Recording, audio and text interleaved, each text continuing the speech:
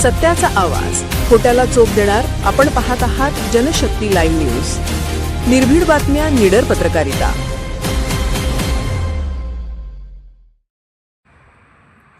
सांगलीत नव तेजस्विनी प्रकल्पाअंतर्गत महिला बचत गटांचे जिल्हास्तरीय प्रदर्शन सुरू.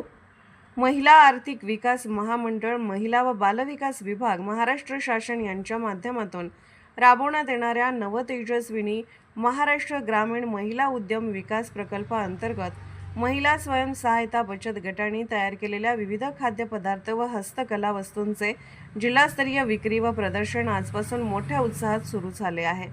हे प्रदर्शन IFAD यांच्या सहकार्याने आयोजित करण्यात आले आहे. हे प्रदर्शन कच्ची जैन सेवा समाज भवन येथे दिनांक 28 मार्च ते 30 मार्च 2026 या कालावधीत भरवण्यात आले असून जिल्ह्यातील विविध गावातील महिला बचत गटांनी मोठ्या प्रमाणात सहभाग नोंदवला आहे. प्रदर्शनाचे वैशिष्ट्य: महिला बचत गटांनी तयार केलेले घरगुती व पारंपरिक खाद्यपदार्थ, हस्तकला, सजावटीच्या वस्तू, कपडे व ग्रामीण उत्पादने थेट ग्राहकांशी संवाद साधत विक्रीची संधी, ग्रामीण महिलांना उद्योजकतेसाठी व्यासपीठ.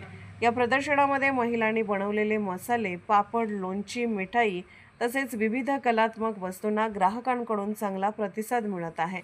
ग्रामीण भागातील महिलांनी आपल्या कौशल्याच्या जोरावर तयार केलेल्या वस्तूमुळे लोकल टू ग्लोबल या संकल्पनेला चालना मिळत आहे.